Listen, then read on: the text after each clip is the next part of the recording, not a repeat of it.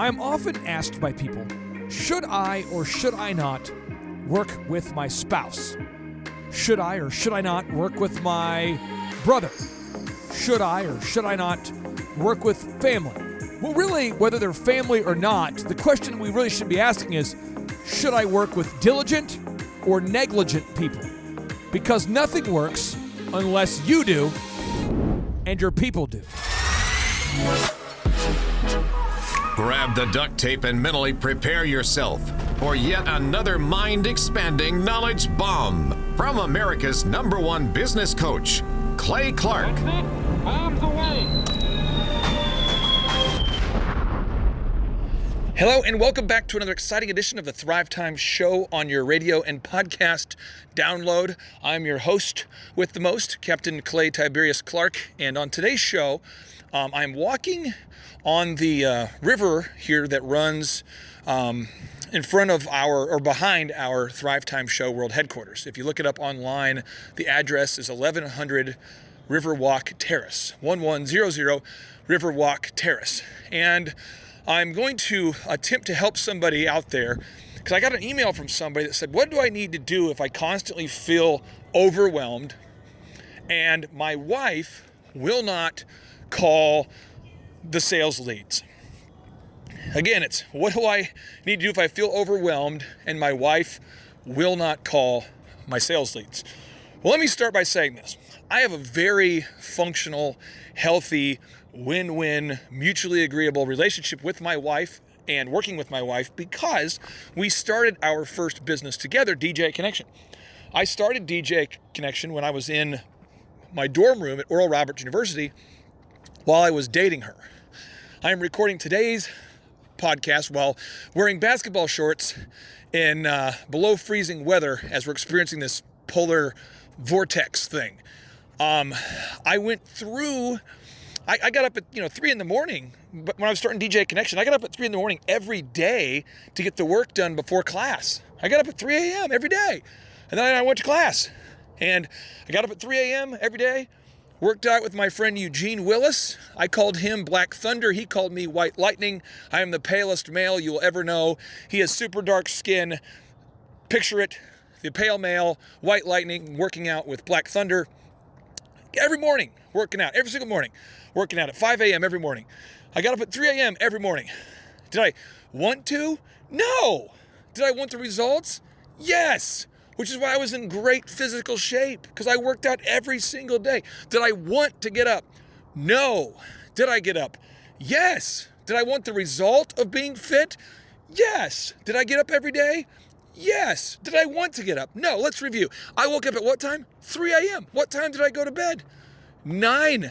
I was a college student going to bed at 9 o'clock at night. Why?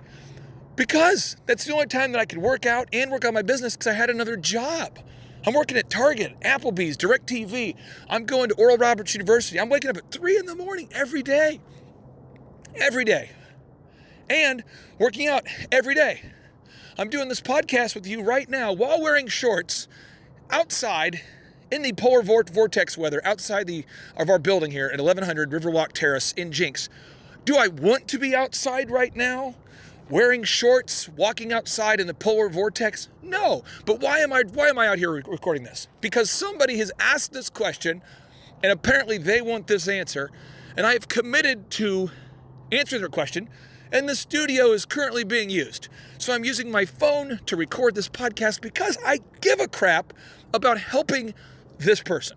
But do I want to be outside recording right now while I'm freezing? No. Do I enjoy freezing? No. Why am I doing it? Because this is the only quiet place I can get to right now, and I promised this person that I would send them this particular podcast today. So, what time did I wake up in college? 3. What time did I work out at? 5. Did I want to do it? No. So, my wife and I have a great relationship together, working together, because my wife has no problems with delaying gratification and doing something that she doesn't want to do to get the results that she wants. So Vanessa is somebody who does our accounting faithfully every month.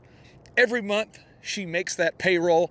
Every month she balances that budget. Every month she looks at those tax strategies. Every month she looks after the legal aspects of the business. Our company, just like every company, has offense and defense. Offense being marketing, sales, branding, that kind of thing, the service itself, the product design. And then we have defense, which is accounting.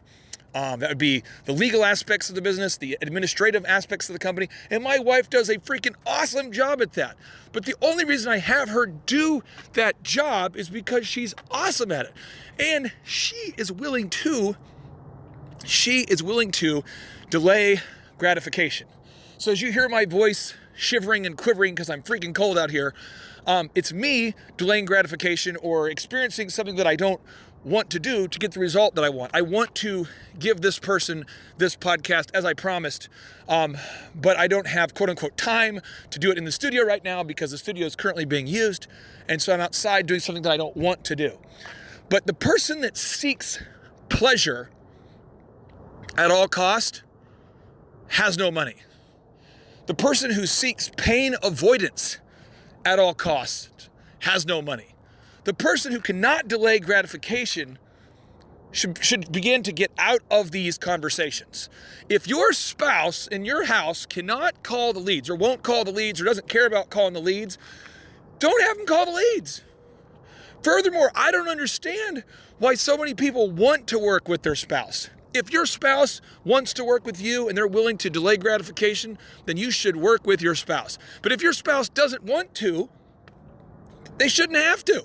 Another example, I love football. I love the Patriots. I love watching football. Well, imagine that I played for the Patriots and I was a running back and I wanted my wife to play with me. That doesn't make any sense.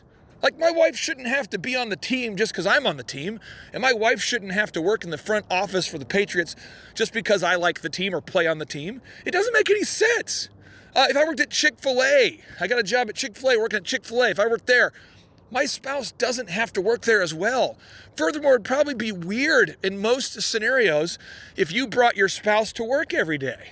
You just don't need that kind of drama, that kind of in your life. So if you're out there today and you're saying, what do I need to do? How can I get my spouse who lives in my house to do their job?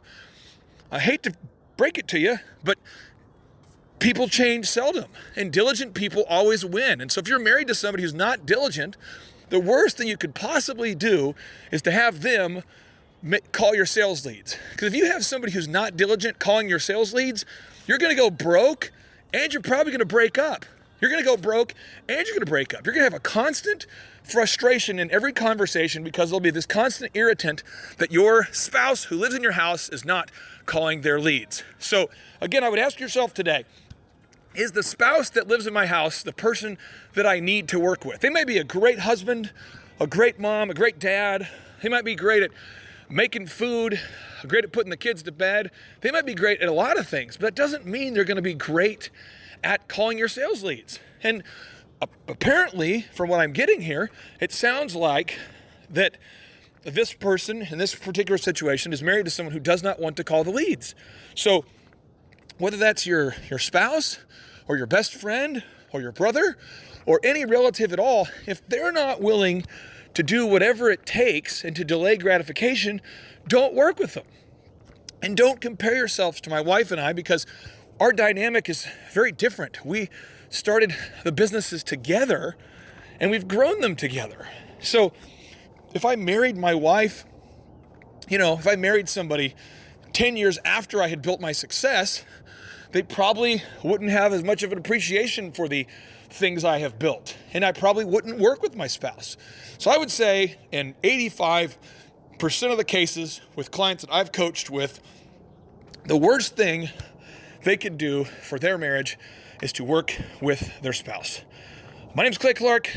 I'm freezing, I'm shivering, but I got it done. 3, 2, 1, boom.